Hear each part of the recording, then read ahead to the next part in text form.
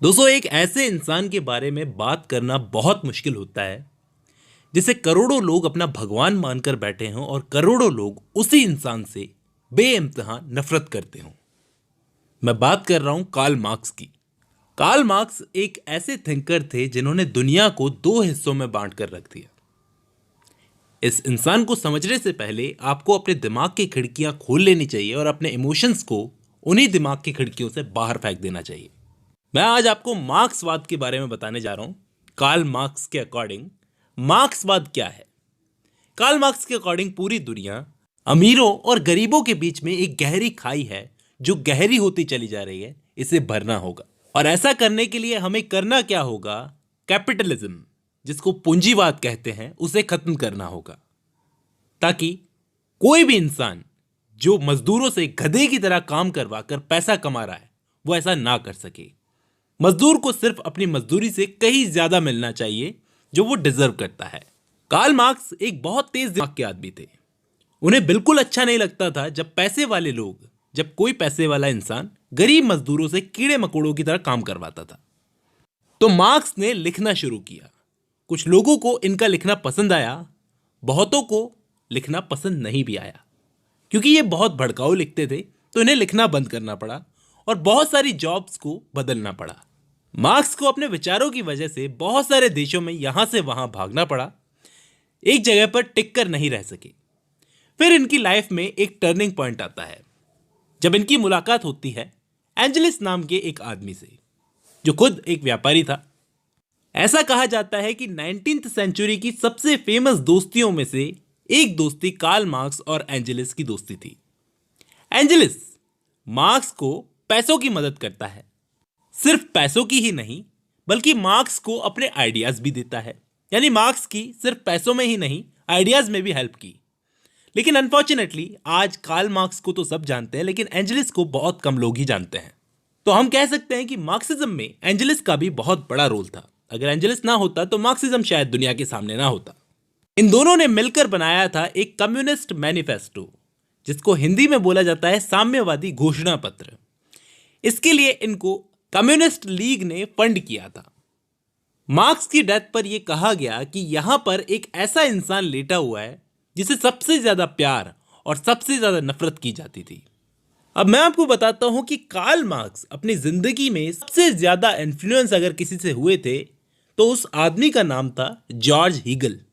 लिख लेना, बड़ा काम का नाम है ये, जॉर्ज हीगल। दरअसल हुआ कुछ ऐसा था कि जेना यूनिवर्सिटी में ये स्टडी कर रहे थे। उस वक्त मार्क्स ने हीगल को पढ़ा और हीगल को पढ़ने के बाद में एक बात उन्होंने सीखी कि ह्यूमन नेचर जो होता है, इंसान का नेचर, वो कभी भी कहीं पे भी एक जगह रुक नहीं सकता, बल्कि कुछ ना कुछ करते रहना ह्यूमन का नेचर है। तो जॉर्ज हीगल ने एक डायलेक्टिक प्रिंसिपल दिया इंसान की आत्मा को लेकर। उस डायलेक्टिक प्रिंसिपल से कार्ल मार्क्स बहुत प्रभावित हुए, जिसको हिंदी में द्वंद्वात्मक सिद्धांत कहा जाता है। लेकिन हीगल ने इंसान के दिमाग और इंसान की आत्मा पर जोर दिया। कार्ल मार्क्स ने कहा कि मटेरियलिज्म यानी कि भौतिकवाद पर जोर देना चाहिए। हीगल बोलते थे कि इंसान की डेवलपमेंट कभी भी सीधी सीधी नहीं होती बल्कि टेढ़ी मेढ़ी होती है। जैसे फॉर एग्जाम्पल ह्यूमन प्रोग्रेस की 3 स्टेजेस होती है। पहली थीसिस, दूसरी एंटीथीसिस और तीसरी सिंथेसिस। जैसे मैं आपको समझाने की कोशिश करता हूं, जैसे एक गेहूं का दाना है। जब वो गेहूं का दाना होता है वो थीसिस वाली स्टेज में होता है। फिर जब उसको मिट्टी में डालोगे वो गलेगा और पौधा बनेगा, अंकुरित होगा, तो वो एंटीथीसिस वाली स्टेज में चला जाएगा। और तीसरी स्टेज होती है सिंथेसिस। जब वो पौधा बड़ा होगा, पकेगा और खुद भी एक अनाज बनने लायक हो जाएगा और सूख कर खत्म हो जाएगा, इसको कहा जाता है सिंथेसिस वाली स्टेज। अब कार्ल मार्क्स ने ये डायलेक्टिक प्रिंसिपल का यूज कैसे किया? कार्ल मार्क्स ने इस प्रिंसिपल का यूज किया अपने अकॉर्डिंग। मार्क्स ने कहा कि हीगल का प्रिंसिपल सिर के बल उल्टा खड़ा है, मैं उसको उठाकर सीधा कर देता हूं। सारी चीजें मटेरियलिस्टिक है। पहले पहले पैसे पर या संपत्ति पर सबका हक था, फिर बाद में कुछ लोगों का हक हो गया, फिर धीरे धीरे ये कुछ लोगों से बहुत चंद लोगों का हक हो गया और उसके बाद में ये पैसा सब में डिवाइड हो गया। यानी कार्ल मार्क्स के अकॉर्डिंग हिस्ट्री में जो भी सारी घटनाएं होती है उन सब का कारण था पैसा।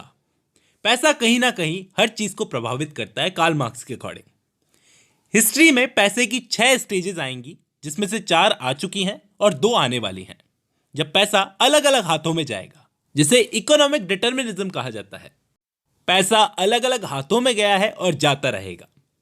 तो मैं आपको 6 स्टेजेस के बारे में बताता हूं। सबसे पहले प्रिमिटिव कम्युनिज्म, जब पूरी दुनिया पहले वाली स्टेज में थी, प्रिमिटिव कम्युनिज्म वाली स्टेज में, जब इंसान पत्थर के औजारों का इस्तेमाल करता था और सारे इंसान जंगली जानवरों से बचने के लिए ग्रुप्स बनाकर रहते थे। उस वक्त पैसा क्या होता था?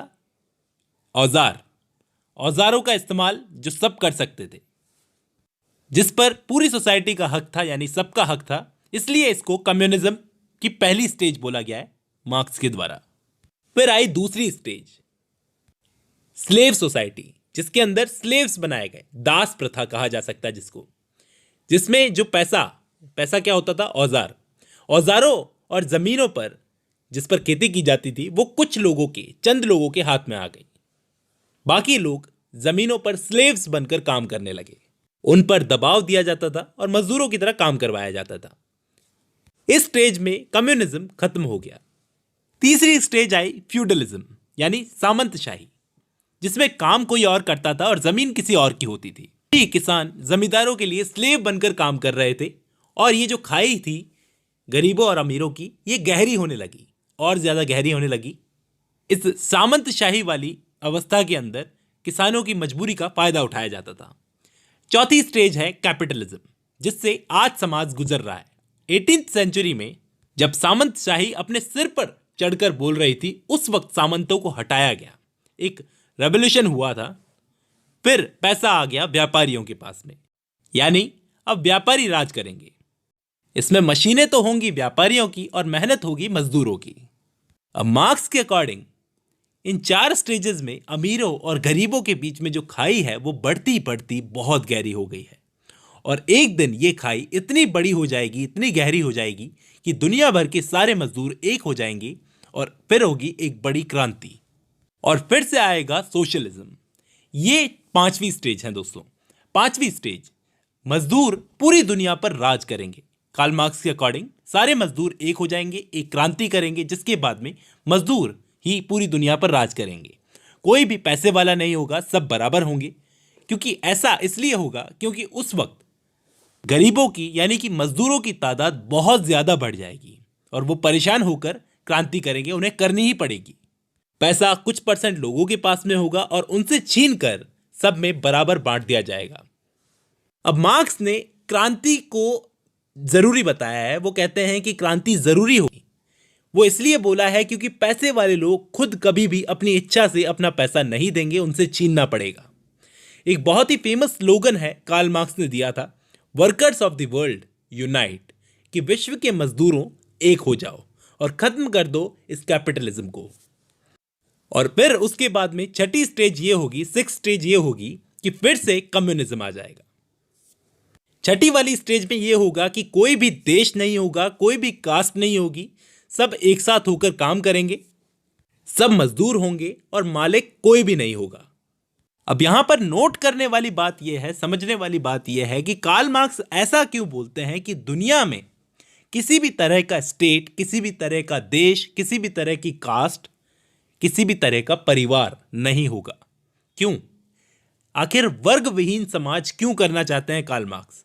कार्ल मार्क्स के अकॉर्डिंग ये सारी चीजें पैसे वालों के लिए ही बनाई हुई है, पैसे वालों के द्वारा, क्योंकि ताकि वो लोग गरीबों को बहला सकें, ताकि हर कोई अपने ग्रुप को बेहतर बनाने की होड़ में ध्यान भटकाए रखे। कार्ल मार्क्स कहते हैं कि गरीब आदमी कभी यह समझ ही नहीं पाता कि एक्चुअली स्टेट की पावर गवर्नमेंट के हाथों में नहीं बल्कि पैसे वालों के हाथों में होती है। ये स्टेट वगैरह बनाए गए हैं पैसे वालों के द्वारा।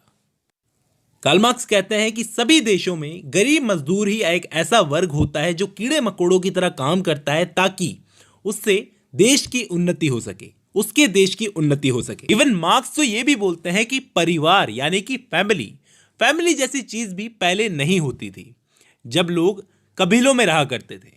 ये तो पैसे वालों की बनाई हुई चीज है, क्योंकि पैसे वाला चाहता है कि जिंदगी भर उसने जो कुछ भी कमाया है वो उसके मरने के बाद में किसी भी गरीब के हाथ में नहीं जाना चाहिए, इसलिए उसने परिवार नाम की चीज बनाई ताकि वो अपने मरने के बाद अपनी प्रॉपर्टी अपने किसी बच्चे को दे जाए और कैपिटलिज्म कायम रहे।